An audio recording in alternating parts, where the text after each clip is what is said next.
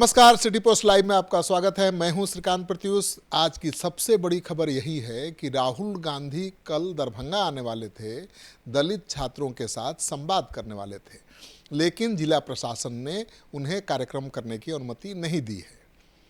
अब राहुल गांधी क्या करेंगे? क्या उनका दौरा रद्द हो जाएगा या अनुमति नहीं मिलने के बावजूद वो दरभंगा पहुंचेंगे, दलित छात्रों से संवाद करेंगे? क्योंकि ये बहुत बड़ा कार्यक्रम है। राहुल गांधी ही केवल बिहार नहीं आ रहे हैं, कांग्रेस पार्टी के 60 से ज़्यादा बड़े नेता बिहार में एक साथ उतर गए हैं और हर इलाके में दलित छात्रावास में जाएंगे, दलित छात्रों से संवाद करेंगे। तो पहली बार कांग्रेस ने इतना बड़ा प्रयोग किया है, अपने पार्टी के तमाम बड़े नेताओं को राहुल गांधी के साथ बिहार भेज दिया है। तो इस मुद्दे पर बातचीत करने के लिए मेरे साथ हैं कांग्रेस पार्टी के वरिष्ठ नेता, पूर्व डीजीपी करुणा सागर जी। करुणा सागर जी, राहुल गांधी ने तो पूरा जोर लगा दिया है बिहार पर, अपने तो आ ही रहे हैं, पार्टी के तमाम बड़े 60 नेताओं को लेकर आ रहे हैं। देखिए, पिछले 4 महीने में आपने देखा कि राहुल गांधी जी 4 बार बिहार आए हैं, कल की यात्रा को लगा के। तो बिहार एक परिवर्तन की भूमि है। बिहार एक ऐसा राज्य है जो इस देश की राजनीति को बहुत गहरे से प्रभावित करता है, और बिहार में इस साल चुनाव भी है। तो राहुल गांधी जी, कांग्रेस और जो हमारा शीर्ष नेतृत्व है, वो बिहार के चुनावों को बहुत गंभीरता से ले रहा है, और खासकर जो हमारा फोकस है, जो पिछड़ा, दलित, वंचित, शोषित, कमजोर तबका, उनको जो सशक्तिकरण देने की जो प्रक्रिया है, उसका पूरा का पूरा जो एक तरह से बोले एक्सपेरिमेंट जो है, वो इस समय बिहार में हम लोग कर रहे हैं। और बिहार दिखाएगा देश को, ये दिशा दिखाएगा कि कैसे ये जो कमजोर वर्ग हैं उनको मजबूत बना के कैसे राजनीति की जा सकती है। आपके एक्सपेरिमेंट पर तो ब्रेक लगा दिया है बिहार सरकार ने। जिला अधिकारी ने परमिशन ही नहीं दी है राहुल गांधी को छात्रों से संवाद करने की। देखिए, ये हमें अभी पता चला है कि डीएम ने परमिशन नहीं दिया है, और जो स्थानीय नेता हैं, शीर्ष नेता हैं हमारे, पीसीसी प्रेसिडेंट खुद वहाँ पर दरभंगा में कैंप कर रहे हैं, और सभी कोशिश कर रहे हैं कि परमिशन मिल जाए। लेकिन ये एक मानसिकता दिखाता है इस सरकार को कि ये सरकार चाहती नहीं है कि कोई भी नेता समाज के कमज़ोर वर्ग की बात करे। हम दलित छात्रावास में, आपने जैसे अपने इंट्रोडक्शन में कहा कि लगभग 60 नेता, बड़े नेता अलग अलग दलित छात्रावासों में जा रहे हैं। तो ये इसलिए जा रहे हैं कि हम दिखाने की कोशिश कर रहे हैं कि हम उनके मुद्दों के साथ, उनके अरमानों के साथ खड़े हैं। और देखिए, ये जो महात्मा गांधी का देश है और बाबा साहब अम्बेडकर का संविधान है, उसका आधारभूत क्या है कि सरकार की सारी नीतियां जो है, जितने प्रोग्राम बनते हैं, वो समाज के सबसे नीचे के तबके का जो इंसान खड़ा है, उसकी ज़िंदगी को पॉजिटिव ढंग से प्रभावित करता है या नहीं करता है। तो हम लोग इसी दिशा में काम कर रहे हैं, और ये सरकार नहीं चाहती है, ये सरकार दलित विरोधी सरकार है। वो ये पीड़ितों की, वंचितों की, गरीबों की, अति पिछड़ों की आवाज़ को दबाना चाहती है, और इसलिए ये कोशिश हो रही है कि राहुल गांधी जी उस छात्रावास में, दलित छात्रावास में ना जा पाए। सरकार का जो ये फैसला है कि राहुल गांधी को कार्यक्रम नहीं करने देना है, ये तो चुनौती है, लेकिन इस चुनौती को अवसर में भी तो बदल सकते हैं। राहुल गांधी आकर दिखा सकते हैं कि नहीं, हमको रुकना है तो रुक दिखाओ। देखिए, अभी मुझे इसके बारे में पूरी जानकारी नहीं है कि क्या कार्यक्रम है इसके बाद, क्योंकि ये अभी नई एक स्थिति आई है, तो आगे इसके बारे में डिसाइड होगा। और देखिए, मैं एक प्रवक्ता हूँ, और प्रवक्ता हम तथ्यों पे बात करते हैं। तो जितने तथ्य अभी हैं पब्लिक डोमेन में, जो चीज़ें हैं, हम उस पर अपनी प्रतिक्रिया दे सकते हैं। और कल क्या होगा, किस तरह से कार्यक्रम बनेगा, इसके बारे में जब जानकारी मिलेगी तो हम फिर आपके साथ कांग्रेसियों का मनोबल नहीं गिरेगा। राहुल गांधी का कार्यक्रम नहीं होने दिया जा रहा है?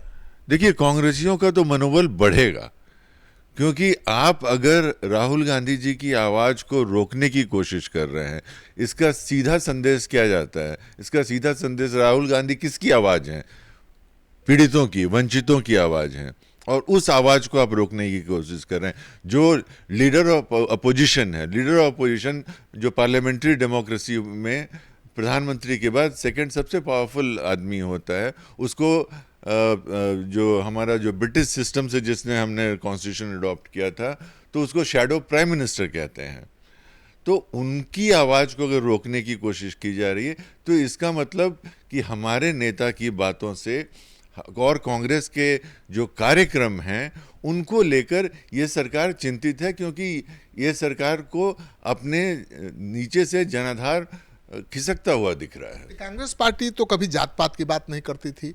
हाँ, कांग्रेस पार्टी में दलित नेता भी टॉप पर गए, अति पिछड़ा समाज के नेता भी टॉप पर गए, हर जाति मजहब के लोग थे टॉप पर, लेकिन कभी जाति की बात नहीं की। इस बार तो आपके नेता राहुल गांधी केवल ओबीसी, ईबीसी, दलित ही बात कर रहे हैं। देखिए, राहुल गांधी जी जात की बात नहीं कर रहे हैं, कैटेगरी की बात कर रहे हैं, और वो महत्वपूर्ण है। महात्मा गांधी जी ने क्या किया था? पूरे देश को जोड़ने के लिए उन्होंने हरिजन नाम दिया था। बाबा साहब अम्बेडकर ने जो संविधान बनाया था, पहली बार ऐसा ऐतिहासिक संविधान बना था जिसमें एक ही दिन में समाज के सभी वर्ग को एक अधिकार दिया गया। और यही नहीं, इसके बाद संविधान के प्रथम संशोधन को लाके और जातिगत आरक्षण की व्यवस्था की गई। तो हम जात की बात नहीं कर रहे हैं, हम वैसे वर्गों की बात कर रहे हैं जो वर्ग पिछड़ा है और जिसको इस समय ज़रूरत है समाज की शक्ति की, ज़रूरत है सरकार की शक्ति की, ताकि वो भी नीचे की पायदान से ऊपर की पायदान में आकर बैठ सके, आपके सामने आंख से आंख मिलाकर अपनी बात कर सके, अपने अधिकार को एंजॉय कर सके, वो अधिकार जो उसे संविधान ने दिया है वो लाभ उठा सके। तो राहुल गांधी जी के कार्यक्रम पर रोक लगा दी गई है, बाकी नेताओं का कार्यक्रम भी हर जिले में है। स्वाभाविक है कि उनको भी अनुमति नहीं मिली होगी, और मिली भी होगी तो राहुल गांधी का कार्यक्रम ना हो तो बाकी नेताओं के कार्यक्रम का कोई खास मतलब नहीं है। आपके पास क्या आगे का क्या कार्यक्रम है, कोई बदलाव है या नहीं, कोई सूचना आई है? नहीं, अभी तक मेरे पास कोई सूचना नहीं है, इसलिए मैंने कहा कि अगर कोई इस तरह की सूचना होती तो मैं आपके साथ साझा कर सकता था। ये चुनौती को अवसर में बदल पाएंगे राहुल गांधी? देखिए, आपने देखा कि राहुल गांधी जी कभी भी एडमिनिस्ट्रेशन को चैलेंज नहीं करते हैं, चाहे वो हाथरस का मामला हो, चाहे वो जब यूपी के बॉर्डर पे उनको रोका गया था उस समय भी, तो वो कभी भी इस तरह से चैलेंज तो करते हैं, रोका जाता है तब भी जाते हैं। वो हमेशा से यही कहते हैं। यूपी बॉर्डर पे रोका गया था तो उन्होंने क्या कहा था? बोला था कि जब संभल में जब घटनाएं हुई थी उस दौरान, तो उन्होंने क्या कहा कि मैं अकेला आपके साथ आपकी गाड़ी में बैठ के जाने को तैयार हूं, आप मुझे सिर्फ लेके चलिए, मैं लोगों से मिलकर जाता हूं। यहाँ भी तो कह सकते हैं कि भाई हम छात्रों से संवाद करने आए हैं, मेरे साथ कोई नेता नहीं जाएगा, मैं अकेले जाके आपके साथ चलता हूँ, संवाद करता हूँ। मैं वही कह रहा हूँ श्रीकांत जी कि अब इस समय आप एक डेवलपिंग स्टोरी पे मेरा रिएक्शन ले रहे हैं, तो जब तक ये नहीं हो जाएगा कि कल क्या होगा, किस तरह से वस्तु स्थिति में परिवर्तन होगा, तब तक मैं इस बात पर टिप्पणी कैसे कर सकता हूँ? बिल्कुल। तो आप सुन रहे थे करुणा सागर जी को, ये ठीक कह रहे हैं, पार्टी के प्रवक्ता जरूर हैं, लेकिन आधिकारिक तौर पर पार्टी की तरफ से कोई सूचना आई नहीं है कि राहुल गांधी के कार्यक्रम में कोई फेरबदल हुआ है या नहीं। राहुल गांधी अनुमति नहीं मिलने के बावजूद दरभंगा पहुँचेंगे या नहीं। वैसे तो राहुल गांधी भी कम बगावती तेवर वाले नेता हैं नहीं, जो ठान लेते हैं वो करते हैं, और कई बार उन्होंने इसको दिखाया भी है। तो हो सकता है कि राहुल गांधी अनुमति नहीं मिलने के बावजूद दरभंगा पहुंच जाएं, और पहुंच जाएंगे तब क्या होगा, ये सबसे बड़ा सवाल है। हर सवाल का जवाब आपको हम देंगे। बने रहिए सिटी पोस्ट के साथ।